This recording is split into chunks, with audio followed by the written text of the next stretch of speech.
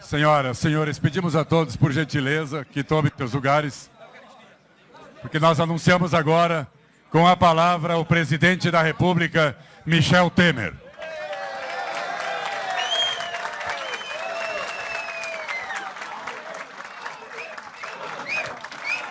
Olha, meus amigos, eu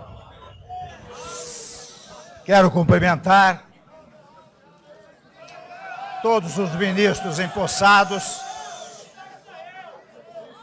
os senhores governadores, senhoras e senhores parlamentares, familiares, amigos, senhoras e senhores.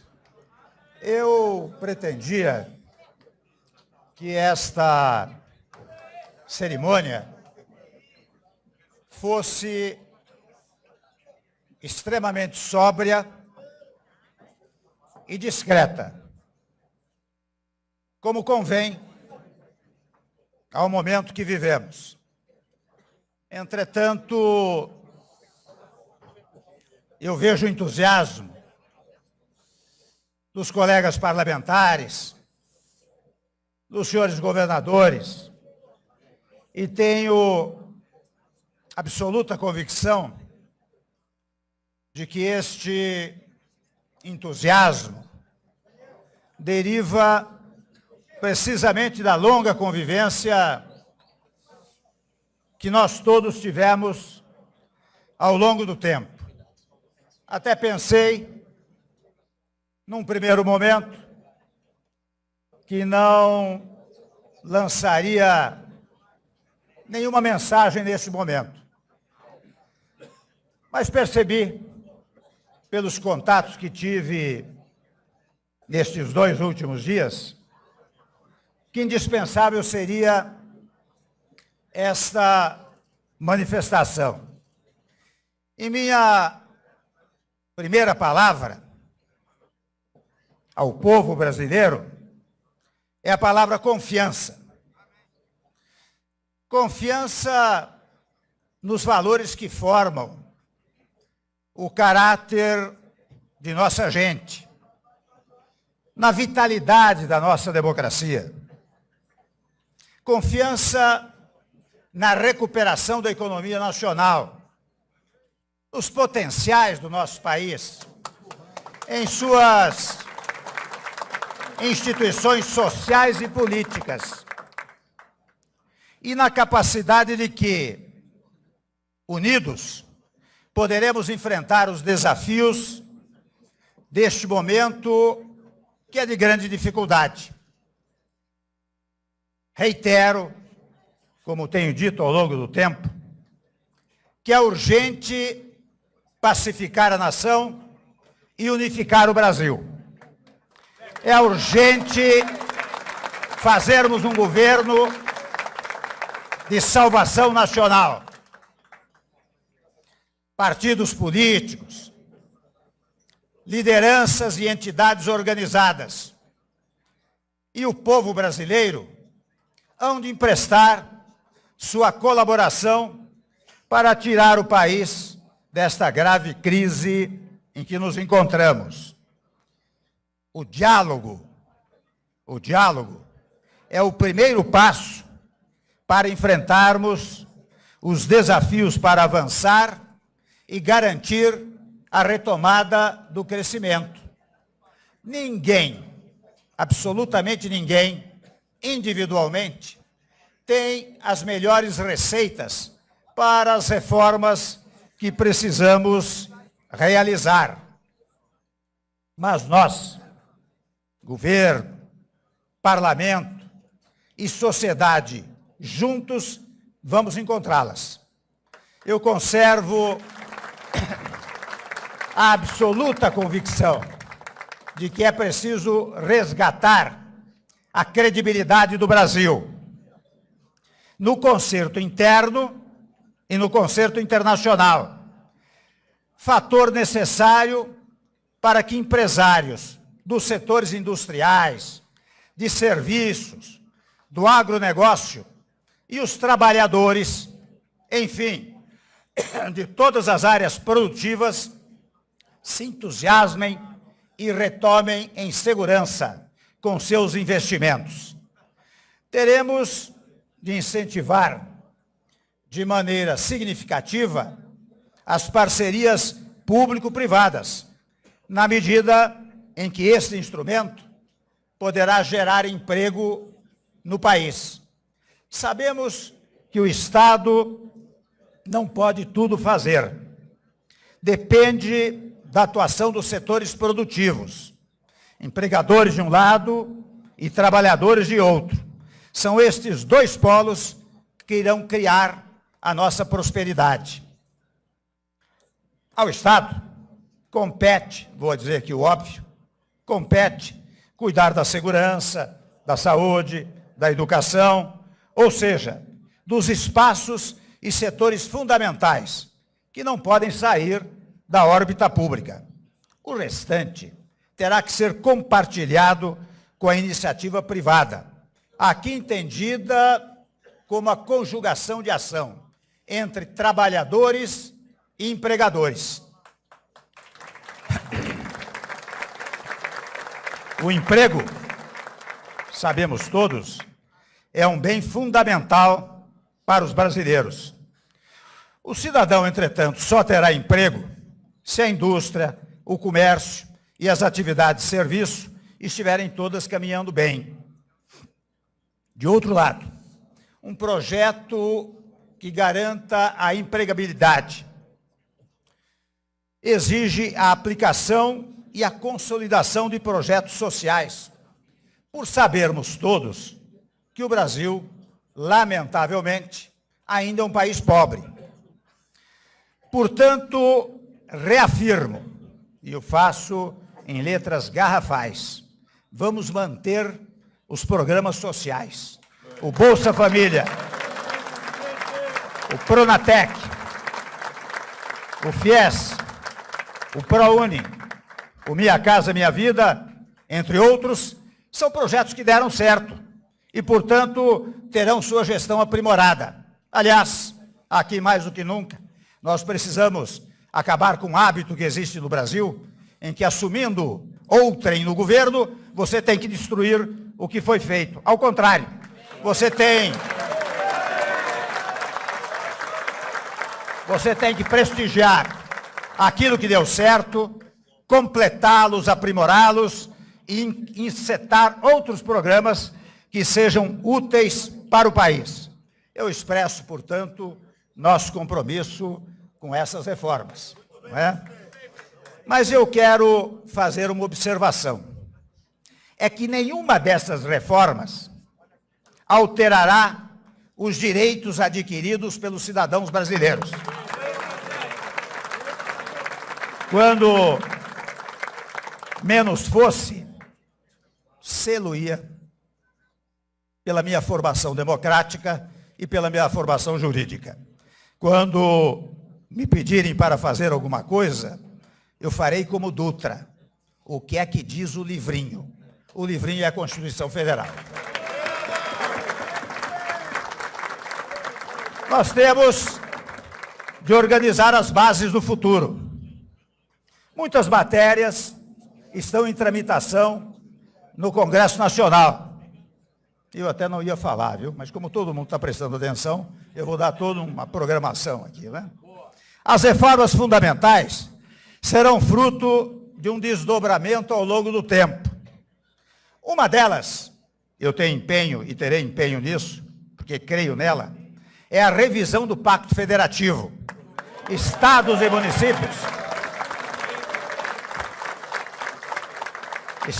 municípios precisam ganhar autonomia verdadeira, sob a égide de uma federação real, não sob uma federação artificial, como vemos atualmente.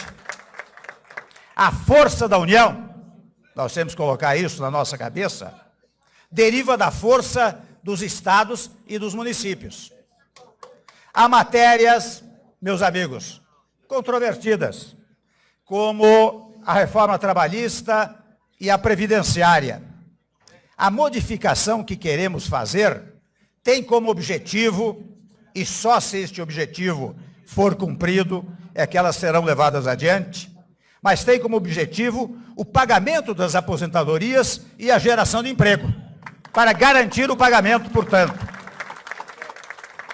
Tem como garantia a busca da sustentabilidade para assegurar o futuro.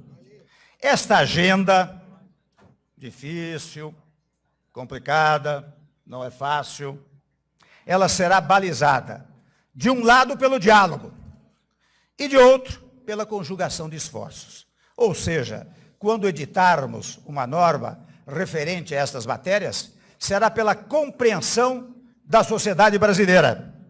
E para isso é que nós queremos uma base parlamentar sólida, que nos permita conversar com a classe política e também com a sociedade. Executivo e legislativo precisam trabalhar em harmonia e de forma integrada, até porque no Congresso Nacional é que estão representadas todas as correntes de opinião da sociedade brasileira. Não é apenas no Executivo. Lá no Congresso Nacional estão todos os votos de todos os brasileiros. Portanto, nós temos que governar em conjunto. Água. Só física, né? O resto vai bem. Então, nós vamos precisar muito da governabilidade. E a governabilidade exige, além do que eu chamo de governança, que é o apoio da classe política do Congresso Nacional, precisa também de governabilidade, que é o apoio do povo. O povo precisa colaborar e aplaudir as medidas que venhamos a tomar. E, nesse sentido, a classe política, unida ao povo, conduzirá ao crescimento do país. Todos os nossos esforços estarão centrados na melhoria dos processos administrativos, o que demandará maior eficácia da governança pública. A moral pública será permanentemente buscada por meio dos instrumentos de controle e apuração de desvios. Nesse contexto, tomo a liberdade de dizer que a Lava Jato tornou-se referência e, como tal, deve ter prosseguimento e proteção contra qualquer tentativa de enfraquecê-la. O Brasil, meus amigos, vive hoje sua pior crise econômica.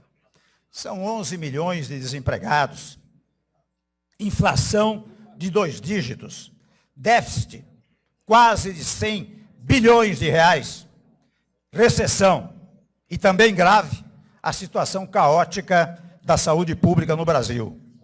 Nosso maior desafio é estancar o processo de queda livre na atividade econômica, que tem levado ao aumento do desemprego e à perda do bem-estar da população. Para isso, é imprescindível reconstruirmos os fundamentos da economia brasileira e melhorarmos significativamente o ambiente de negócios para o setor privado, de forma que ele possa retomar sua vocação natural de investir, de produzir e gerar emprego e renda.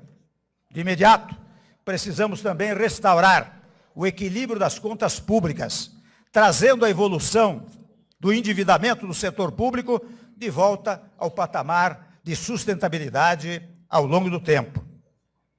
Quanto mais cedo formos capazes de reequilibrar as contas públicas, mais rápido conseguiremos retomar o crescimento. A primeira medida na linha desta redução está, ainda que modestamente, aqui representada. Já eliminamos vários ministérios da máquina pública. E, ao mesmo tempo, nós não vamos parar por aí. Já estão encomendados. Bem que eu pedi uma pastilha. Já estão encomendados estudos para eliminar. Chega. É muito. Já estão encomendados estudos para eliminar cargos comissionados e funções gratificadas.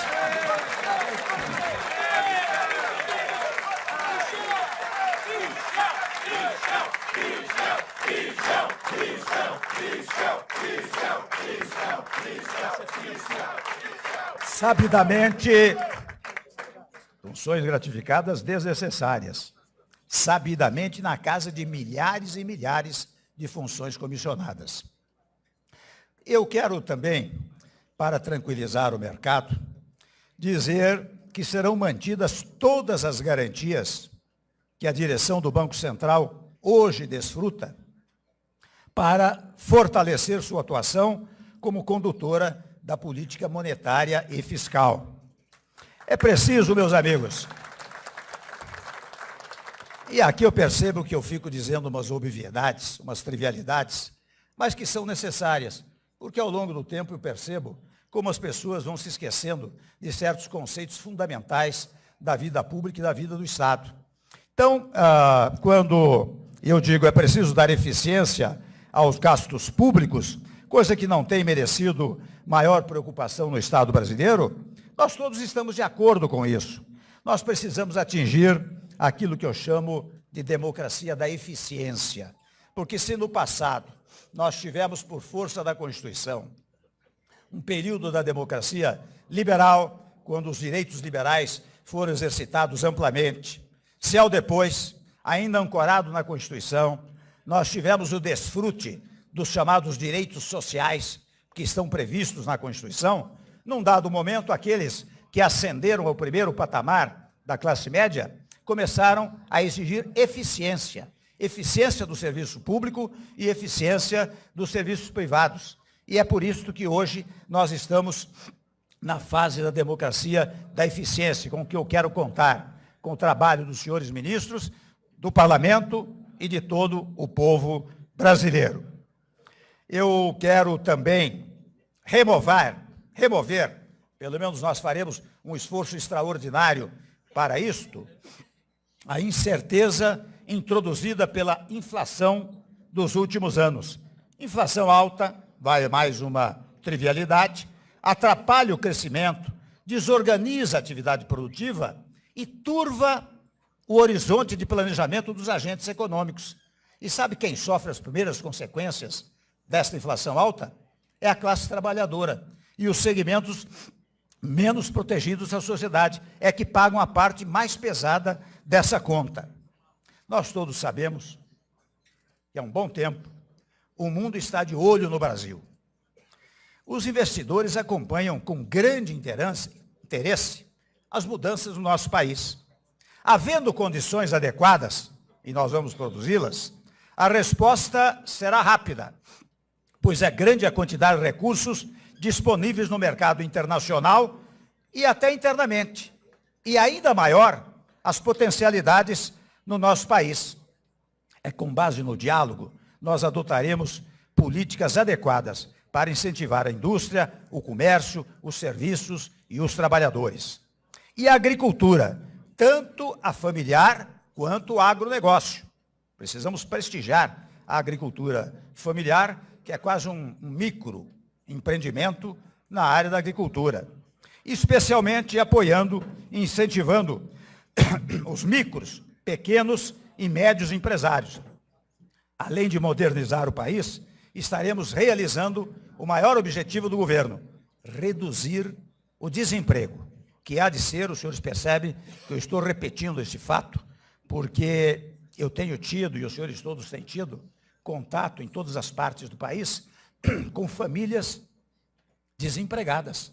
E nós vemos o desespero desses brasileiros que contam com um país com potencialidades extraordinárias e que não consegue levar adiante uma política econômica geradora de empregos para todos os brasileiros.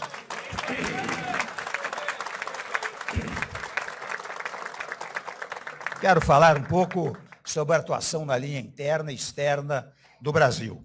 E esses princípios estão consagrados na Constituição de 88, senador Mauro Benevides. que nós ajudamos a redigir, não é? E eu indico, porque esses preceitos indicam um caminho natural para a definição das linhas da atuação interna e externa do Brasil. Os senhores veem que eu insisto muito no tema da Constituição, porque, a meu modo de ver, toda vez que nós nos desviamos dos padrões jurídicos, e o direito existe exata e precisamente para regular as relações sociais, quando nós nos desviamos dos limites do direito, nós criamos a instabilidade social e a instabilidade política. Por isso que eu insisto sempre na invocação do texto constitucional. Pois muito bem, nesta Constituição, a independência nacional, a defesa da paz e da solução pacífica de conflitos, o respeito à autodeterminação dos povos, a igualdade entre os Estados, a não intervenção, a centralidade dos direitos humanos e o repúdio ao racismo e ao terrorismo, dentre outros princípios, são valores profundos de nossa sociedade e traçam a imagem de um país pacífico e ciente dos direitos e deveres estabelecidos pela nossa Constituição. São, meus amigos, esses elementos de consenso que nos permitem estabelecer bases sólidas para a política externa que volte a representar os valores e interesses permanentes do nosso país. A recuperação do prestígio do país e da confiança em seu futuro serão tarefas iniciais e decisivas para o fortalecimento da inserção internacional da nossa economia. Agora, em agosto, o Brasil estará no centro do mundo com a realização das Olimpíadas no Rio de Janeiro. Bilhões de pessoas assistirão jogos. Jornalistas de vários países estarão presentes para reportar o país sede das competições.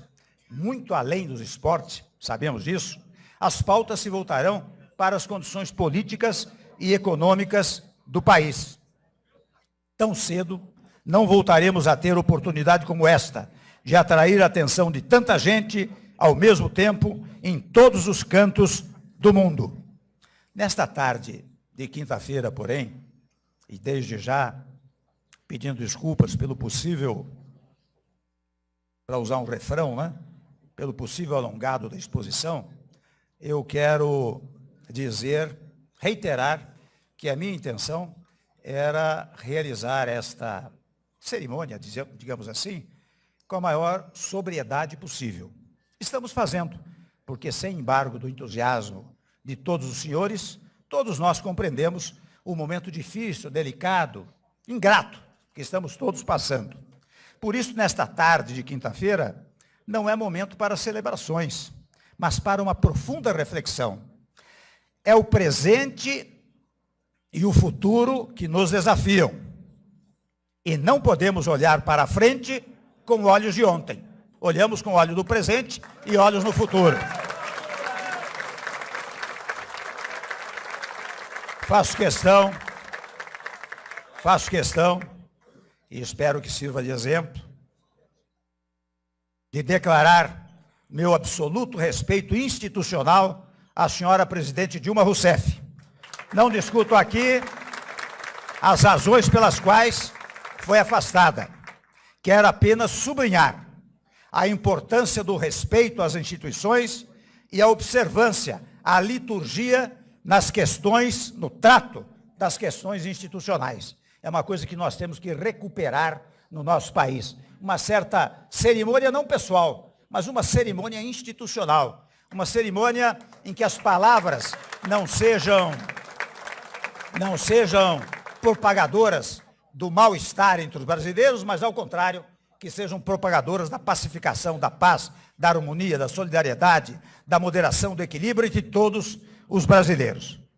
Tudo o que disse, meus amigos, faz parte de um ideário que ofereço ao país, não em busca da unanimidade, que é impossível, mas como início de diálogo com busca de entendimento. Farei muitos outros pronunciamentos. E meus ministros, também, meus ministros é exagerado, são ministros do governo. Né? O presidente não tem vice-presidente, não tem ministro. Quem tem ministro é o governo. Então, os ministros do governo, né? farão manifestações nesse sentido, sempre no exercício infatigável de encontrar soluções negociadas para os nossos problemas. Temos pouco tempo, mas se nos esforçarmos, é o suficiente para fazer as reformas que o Brasil precisa.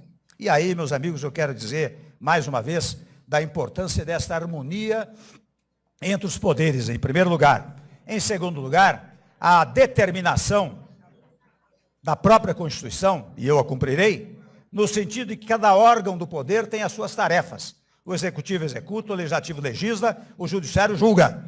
Ninguém pode interferir em um ou outro poder por uma razão singela.